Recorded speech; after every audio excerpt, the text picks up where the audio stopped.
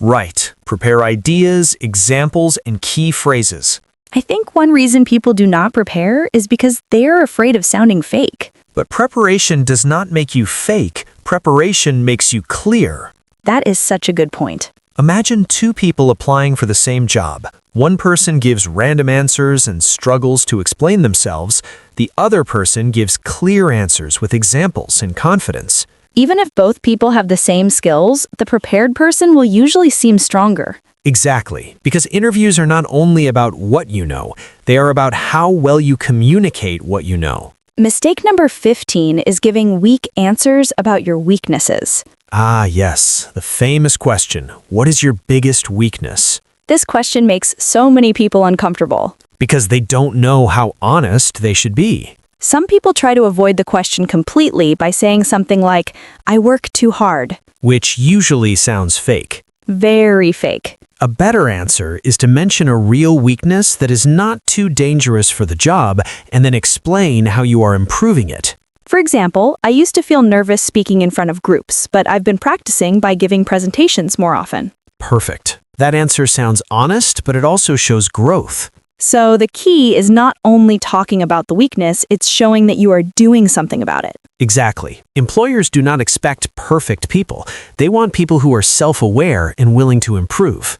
That is such an important difference. Mistake number 16 is saying, "I don't know," too quickly. Oh wow, I have definitely done this before. Many people panic when they hear a difficult question and immediately say, "I don't know." But sometimes if you think for a few seconds, you actually do know something related to the question. Exactly. Let's say the interviewer asks about a software tool you've never used. Instead of saying, "I don't know anything about it," you could say, "I haven't used that tool yet, but I've worked with similar software and I'm confident I can learn quickly." Perfect. That answer sounds much more positive. So even if you don't know everything, you can still show willingness and adaptability. Exactly. Remember, employers are not always looking for someone who already knows everything. They are often looking for someone who can learn. Very true. And here's a quick tip for everyone watching.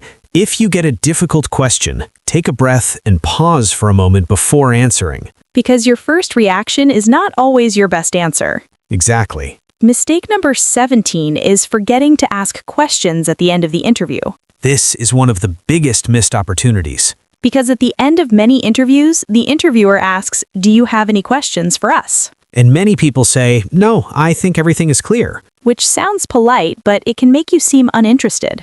Exactly. Asking questions shows curiosity, preparation, and genuine interest in the company. So what kind of questions should people ask? You could ask, what does a typical day in this role look like? Or what qualities do successful employees in this company usually have? Those are great questions. You could also ask, what are the biggest challenges in this position? Or what do you enjoy most about working here? That one feels very natural and friendly. Exactly. And asking good questions can leave a strong final impression. Because people often remember the beginning and the end of a conversation most clearly. Very true. And that's why the next mistake is so important. Mistake number 18 is ending the interview with low energy. What do you mean by low energy? Some people do very well during the interview, but in the last few minutes they suddenly become quiet, tired, or disconnected. Maybe because they think the difficult part is over. Exactly. But the end of the interview is often the part people remember most. So if you suddenly sound bored or uninterested at the end, that can leave a bad final impression. Very true. You want to finish with the same positive energy you had at the beginning. So even if you're tired or nervous, you should still smile, thank the interviewer, and show enthusiasm. Exactly. You could say something like, "Thank you for your time today. I enjoyed learning more about the role, and I am very excited about the opportunity." That sounds professional and confident. And it leaves the conversation on a positive note. Mistake number 19 is forgetting to mention accomplishments. This is a huge mistake because interviews are your chance to talk about what you have done well. But a lot of people are afraid of sounding arrogant. Exactly. They think talking about achievements means showing off. But there's a big difference between confidence and arrogance. Very true. Confidence means being honest about your strengths and accomplishments. So instead of saying, "I just did my normal job," you could say, "In my last role, I helped increase sales by 15%, or I successfully managed a team project." Perfect. Numbers are especially powerful in interviews. Because numbers make your achievements feel real. Exactly. If you say, I improved customer satisfaction, that sounds nice. But if you say, I improved customer satisfaction scores by 20%, that sounds much stronger. So whenever possible, use numbers, percentages, time, or results. Exactly. Think about your own experiences right now. What are 3 things you've done that you're proud of? That's actually a really useful exercise. Because if you can't talk about your own achievements, the interviewer may never know how valuable you are. Mistake number 20 is not following up after the interview.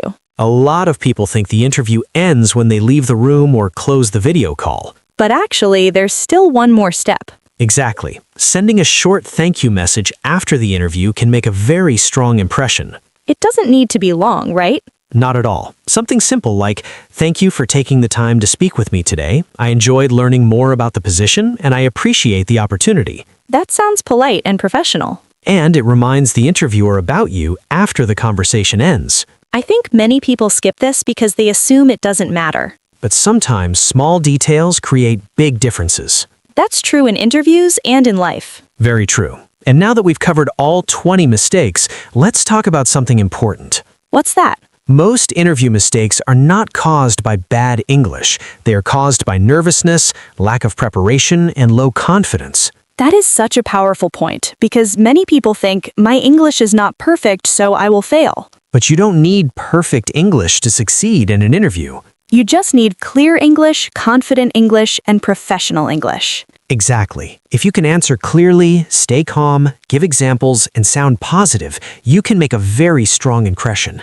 And remember, interviewers are usually not expecting perfection either. They know you're nervous. They know interviews are difficult. They just want to see who you are, how you communicate, and whether you're ready to learn and grow. Exactly. So before your next interview, practice your answers, record yourself, slow down, and remember that confidence is something you can build. And if you make a mistake during the interview, don't panic. Very important. Because one small mistake will not destroy your chances. Exactly. What matters most is how you continue after the mistake. That is such a good lesson not only for interviews, but for life in general. Very true. And if this episode helped you, make sure you like the video, subscribe to Talk Easy Daily, and share it with a friend who has an interview coming soon. And in the comments below, tell us which interview mistake you think is the most dangerous. Is it speaking too fast? Or talking too much? Or maybe saying, I don't know, too quickly? We'd love to hear your thoughts. And remember, your English doesn't have to be perfect. It just has to help people see the best version of you. Thank you for watching Talk Easy Daily. See you in the next episode. Imagine this. You walk into an interview room. Your hands are slightly cold. Your heart is beating fast. And you already know the first question is coming. And then they ask, "Tell me about yourself." And suddenly, your mind goes completely blank. Exactly. And the strange thing is, most people do not fail interviews because they are unqualified. They fail because of small English mistakes that make them sound nervous, unprepared, or less confident than they really are. That is so true. Sometimes you actually know the answer in your head, but the way you say it makes everything sound awkward. Yes. And today, we are going to talk about 20 of the most common English interview mistakes people make. Some of these mistakes are so small that you may not even realize you are making them, but they can completely change the way an interviewer sees you. And if you have ever left an interview thinking, "Why did I say that?" then this episode is definitely for you. Because by the end of this video, you will know exactly what to avoid, what to say instead, and how to sound more natural, professional, and confident in English interviews. And make sure you stay until the end, because some of the biggest mistakes happen in the final few minutes of an interview, especially when the interviewer asks, "Do you have any questions for us?" That one question has ruined a lot of interviews. Oh no, I already feel nervous just hearing it. Do not worry, we will fix that today. And if you are serious about improving your spoken English for interviews, make sure you subscribe to Talk Easy Daily, because we make these kinds of practical English lessons all the time. Let's start with mistake number 1. One of the biggest problems people have in interviews is speaking too fast. I do that when I get nervous. I start talking so quickly that even I do not understand what I'm saying. And that is very common. When people are nervous, they think speaking fast will make them sound smarter or more fluent, but actually, the opposite happens. Because when you speak too fast, you make more grammar mistakes, you forget words, and your pronunciation becomes unclear. Exactly. Imagine someone says, "My name is Sarah, I worked in a marketing company for 5 years and I really love to learn new things." That sounds stressful. It does. But now listen to this version. "My name is Sarah. I have worked in marketing for 5 years, and I enjoy learning new things." That already sounds much calmer and more professional. Speaking slowly gives you time to think. It also makes the interviewer feel relaxed. And here's a simple trick. After every sentence, pause for 1 second. Just 1 second? Yes, that small pause can make you sound more confident immediately. That is actually such a good tip because many people think confidence means talking fast, but real confidence usually sounds calm. Exactly. Now, mistake number 2 is giving very short answers. Like when the interviewer asks, "Why do you want this job?" and you just say, "Because I like it." Yes, that answer is too short. It tells the interviewer almost nothing about you. So instead of saying, "I like it," you could say, "I want this job because I enjoy working with people, and I think this role will help me grow professionally." Perfect. Interviews are not the time to give one-word answers. You need to explain your thoughts clearly. But at the same time, you shouldn't talk forever either, right? Exactly. That's another mistake we'll talk about soon, because some people give answers that are so long, the interviewer forgets the original question. That is definitely me sometimes. I start with one answer and then somehow end up talking about my school project from 8 years ago. And if that sounds familiar to you, do not worry, because the next mistakes may surprise you even more. Mistake number 3 is giving answers that are too long and confusing. So this is the opposite of giving very short answers. Exactly. Some people think they need to tell their entire life story for every question. I know someone who was asked, "What are your strengths?" and 10 minutes later he was still talking. That happens a lot. Interviewers want clear, focused answers.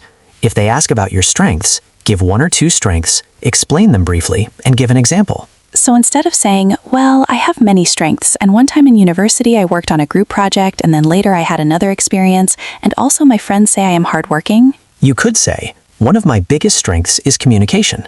In my previous role, I often helped solve misunderstandings between team members, and that improved our teamwork." that sounds much stronger because it's short, clear, and specific. Exactly. A good answer usually takes between 30 seconds and 1.5 minutes. That is such a useful rule because many people never know how long they should talk. Mistake number 4 is using informal English. Oh yes, saying things like, "Hey guys," in an interview is probably not a great idea. Exactly. Interviews are professional situations, so your English should sound polite and professional. So instead of saying, "Hey, what's up?" you should say, "Good morning, thank you for meeting with me." Correct. And avoid slang expressions like awesome, cool, you know, or stuff like that too often. Because too much slang can make you sound less professional. Exactly. It's fine to sound friendly, but you also want to sound serious and prepared. I think this is especially important if the interview is in English and English is not your first language. Sometimes people learn informal English from movies, YouTube, or social media, and then they accidentally use it in formal situations. That is very true. And here's a quick challenge for everyone watching. Think about how you usually greet people in English. Would you sound professional in an interview? That is actually a good question. A lot of people probably never think about that. Mistake number 5 is using weak words. What do you mean by weak words? Words like maybe, I think, kind of, a little bit, and probably can make you sound unsure. So if the interviewer asks, "Are you good at working in teams?" and you say, "I think I am kind of good at it," that sounds weak. Exactly. Compare that with, "Yes, I work well in teams. In my last job, I often collaborated with colleagues to complete projects on time." That sounds much more confident. And confidence is extremely important in interviews. Even if you feel nervous inside, your words should sound strong and clear. But what if you aren't 100% sure about something? Then you can still sound professional. For example, instead of saying, "Maybe I can do that," you can say, "I am willing to learn that skill quickly." Oh, that is good because it still sounds positive. Exactly. Mistake number 6 is speaking negatively about your previous job, boss, or coworkers. This one is dangerous. Very dangerous. Even if you had a terrible experience, you should never spend your interview complaining. Because if you say, "My old boss was awful and my coworkers were lazy," the interviewer may think you are difficult to work with. Exactly. Instead, focus on growth. You can say, "I learned a lot in my previous role, but now I'm looking for new challenges and opportunities." That sounds much more professional and mature. And remember, interviews are not therapy sessions. They are not the place to release all your frustration. That is such a funny but true sentence. Here's another mistake people often make. Mistake number 7 is not answering the actual question. Wait, how does that happen? It happens all the time. An interviewer asks, "Why do you want to work here?" And the candidate starts talking about their hobbies. Oh no. Usually, people do this because they're nervous. They hear one word in the question and then they start talking without thinking. So before answering, it is better to pause for a second and make sure you understand the question. Exactly. And if you do not understand the question, ask politely. Like, could you please repeat the question, or could you explain what you mean? Perfect. That's much better than pretending to understand and giving a completely unrelated answer. I think a lot of people are afraid to ask for clarification because they think it makes them look weak. But actually, it makes you look thoughtful and careful. That is a really important point. Mistake number 8 is memorizing every answer word for word. Wait, really? I thought memorizing answers was a good thing. Preparing is good. Memorizing too much is not. Because then you sound like a robot. Exactly. Imagine the interviewer asks, "Tell me about yourself," and you immediately start speaking like a machine. My name is Emma. I was born in 1998. I graduated from... Exactly. It sounds unnatural. And if the interviewer asks something unexpected, you may panic because your script is gone. So it is better to prepare key points, not full sentences. Exactly. Think of your answers like small stories with important ideas, not like lines in a movie. That makes so much sense because conversations should sound natural. And here's something interesting. Interviewers do not expect perfection. They expect authenticity. Wow, that word is so important. Authenticity. Because when you sound real, people trust you more. And if you are enjoying this conversation so far, comment below with the mistake you make most often in interviews. A lot of people will probably say speaking too fast. Or maybe giving answers that are too short. Or talking too much. And unfortunately, the next mistake is something many people do without even realizing it. Mistake number 9 is avoiding eye contact or sounding unsure. Even if your English is good, if you look nervous the whole time, people may think you are not confident. Exactly. Confidence is not only about words, it's also about body language, tone of voice, and facial expression. I remember one interview where I looked down almost the entire time because I was so nervous. And many people do that. They look at the floor, they avoid eye contact, or they speak so softly that the interviewer can barely hear them. So what should people do instead? Try to make natural eye contact for a few seconds at a time. Sit up straight, smile when appropriate, and speak clearly enough for the interviewer to hear you comfortably. Even if you feel nervous inside, your body language can still show confidence. Exactly. And here's something important for people watching. You do not need to act like a completely different person. You don't need to pretend to be extremely outgoing if that's not your personality. That's a relief. You simply need to show that you are comfortable, interested, and professional. I think that's a big difference. You don't need to become someone else. You just need to become a calmer version of yourself. Very well said. What is mistake number 10? Mistake number 10 is using the same words again and again. Oh, wow. I know this one. Some people use the word good for everything. Exactly. I'm good at communication. I have good teamwork skills. I had a good experience. My boss was good. After a while, it starts to sound repetitive. It does. And interviews are a great opportunity to show a wider range of vocabulary. So instead of good, you could say effective, strong, successful, positive, or valuable. Exactly. And instead of saying, "I like," you can sometimes say, "I enjoy," "I prefer," "I appreciate," or "I'm interested in." That immediately makes your English sound more advanced. Yes, but remember, advanced English doesn't mean using difficult words all the time. That's important. It means using the right words clearly and naturally. So you don't need to sound like a dictionary. Exactly. If you try to use very difficult vocabulary that you don't fully understand, you may create another problem. Which is... Mistake number 11, using words you can't pronounce properly. Oh no, that can be embarrassing. It can. Many people learn new business words online and then try to use them in interviews without practicing pronunciation first. Like when someone wants to say entrepreneurial, and suddenly the whole sentence becomes a disaster. Exactly. Or they say responsibility in a way that nobody understands. So it is better to use simple words you can pronounce confidently than difficult words you are not sure about. Exactly. Clear communication is always more important than fancy vocabulary. That is such a useful reminder because a lot of learners think they must use very advanced English to impress people. But actually, interviewers are usually more impressed by clear and confident communication.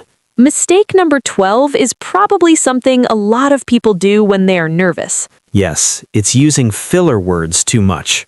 Words like, like, you know, and basically. Exactly. Using them sometimes is normal. Everyone does it. But if every sentence sounds like, basically I was like, working in a company, then it becomes distracting.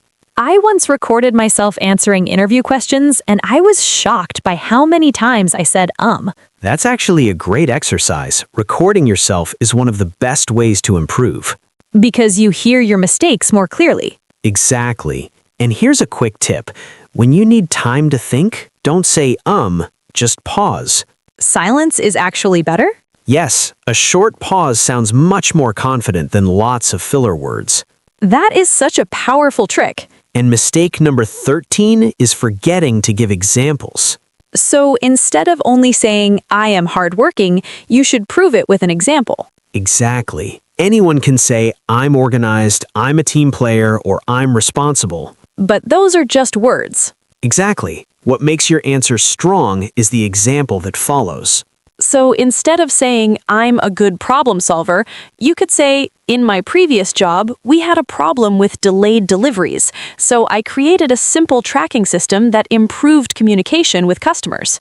Perfect. That answer sounds much more believable because it includes a real situation. It's almost like storytelling. Exactly. Interviews are not just about giving information, they're about giving proof. That is such a good sentence. And here's a question for everyone watching. If someone asked you right now, what is your biggest strength? Would you have an example ready?